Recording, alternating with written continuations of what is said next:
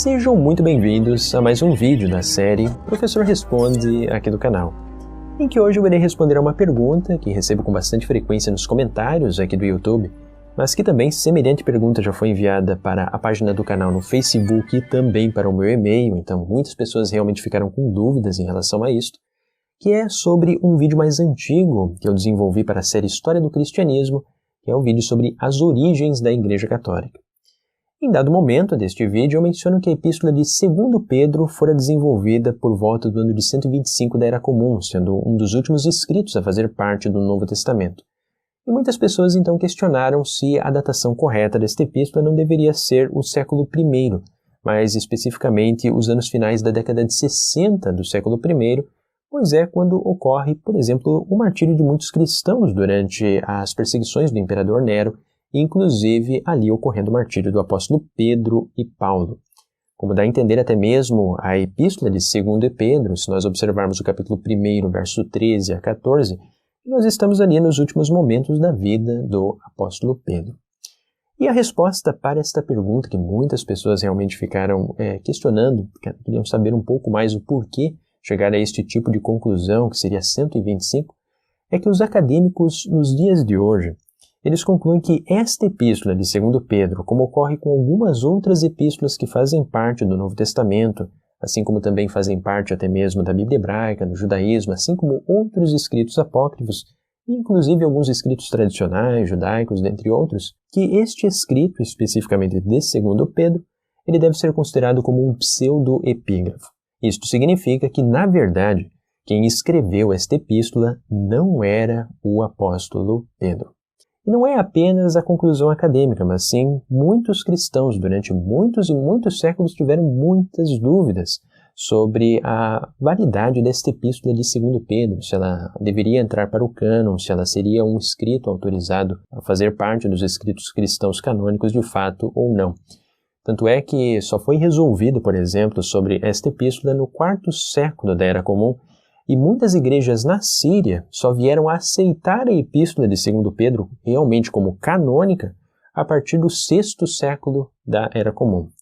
Então, as dúvidas não é apenas no meio acadêmico. Os cristãos durante muitos séculos tiveram muitas dúvidas se essa epístola realmente era do apóstolo Pedro ou não, se deveria ser um escrito canônico ou não. E nós vamos compreender então com um pouco mais de profundidade o porquê os acadêmicos hoje concluem que ela é um escrito pseudo-epígrafo. Na verdade, então, é falsamente atribuída ao apóstolo Pedro. Vamos conferir no quadro, então, aqui as 10 razões sobre o porquê, provavelmente, não foi o apóstolo Pedro quem a escreveu. Vamos conferir ali. O primeiro ponto que nós observamos é que existem diferenças linguísticas muito acentuadas entre 1 Pedro e 2 Pedro. Nós temos 100 palavras comuns contra 599 divergentes, o que implica que o autor que desenvolveu a primeira epístola de Pedro não é o mesmo autor que desenvolveu a segunda epístola de Pedro. Como um segundo ponto, nós temos um aparente uso da epístola de Judas como um guia para aquilo que é abordado em 2 Pedro. Como um terceiro, nós temos a insistência do autor sobre o conhecimento cristão, que ele opõe à falsa ciência dos hereges, sugerindo com isto prováveis alusões ao conhecimento do autor sobre o gnosticismo do século II, que começa a desenvolver então neste período. Lembrando que muitos destes gnósticos, inclusive, consideravam que o verdadeiro conhecimento de Jesus foi transmitido de forma secreta aos apóstolos, e dará origem, inclusive, a vários escritos que hoje nós conhecemos como escritos apócrifos ao Novo Testamento ou os evangelhos apócrifos. Como um quarto ponto, nós observamos um encorajamento de uma parousia ou de uma segunda vinda de Jesus, como era a crença dos cristãos, de uma forma jamais atrasada. Não há toda aquela expectativa tão fervorosa para uma vinda iminente de Jesus nesta epístola, o que é muito diferente daquilo que havia no período apostólico ainda, uma grande expectativa messiânica praticamente iminente. Como um quinto ponto, nós observamos também a primeira menção de uma coletânea de cartas do apóstolo Paulo já em circulação. E levou um tempo até as coletâneas das cartas do apóstolo Paulo entrar de fato em toda circulação, porque naquele período antigo levava, inclusive, tempo para elas serem copiadas, transmitidas às outras igrejas, e ainda transmitindo elas em coletânea, é algo que levou algumas décadas à frente para ser desenvolvido, mais provavelmente ali por volta do final do primeiro século da Era Comum. Como sexto ponto, nós temos a nomeação das epístolas paulinas, ou ao menos esta coletânea, já como escritura, o que dá a entender de que ali os primeiros escritos que farão parte do Novo Testamento já têm um peso praticamente semelhante àquilo que os cristãos mais tarde iriam chamar de o Antigo Testamento ou a Bíblia hebraica, como os judeus a chamam. Como sétimo ponto, nós observamos uma inferência nesta epístola de 2 Pedro que a geração apostólica já havia morrido. Como um oitavo ponto, nós também observamos que ela não foi incluída naquele escrito muito importante que é chamado de Cânon de Muratori, datado do 2º século,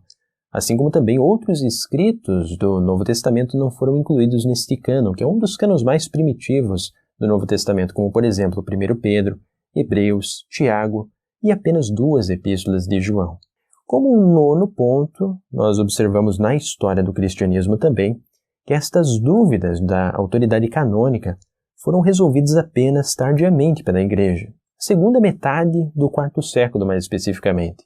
E como um 10º ponto, para o restante das igrejas, apenas no século V foi reconhecido pela maioria das igrejas cristãs, e somente no século VI na Síria. Então, com base nestes 10 pontos que nós observamos no quadro, é que os acadêmicos hoje concluem de que esta epístola de 2 Pedro foi desenvolvida muito provavelmente na primeira metade do 2º século, ou mais especificamente entre o ano 100 e o ano 150 da Era Comum,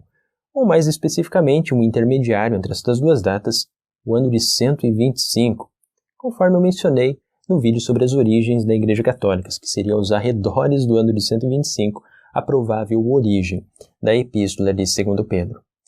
Agora também é válido mencionar que este fenômeno de pseudoepigrafia ele era bastante comum na Antiguidade. Hoje para nós ele parece muito estranho alguém escrever e atribuir este escrito a outra pessoa, mas para a Antiguidade era muito comum. E nós encontramos inclusive mais escritos pseudepígrafos fazendo parte do Novo Testamento, como é o caso de muitas das epístolas paulinas. Nós temos, por exemplo, hoje no Novo Testamento, 13 epístolas que são atribuídas ao apóstolo Paulo. No entanto, os acadêmicos consideram que apenas 7 dessas epístolas são realmente do apóstolo Paulo, enquanto outras 6 epístolas seriam falsamente atribuídas ao apóstolo Paulo, ou, em outras palavras, seriam epístolas pseudepígrafas. Vamos observar também no quadro quais seriam as epístolas legítimas e as pseudepígrafas. Vamos conferir o que nós temos ali.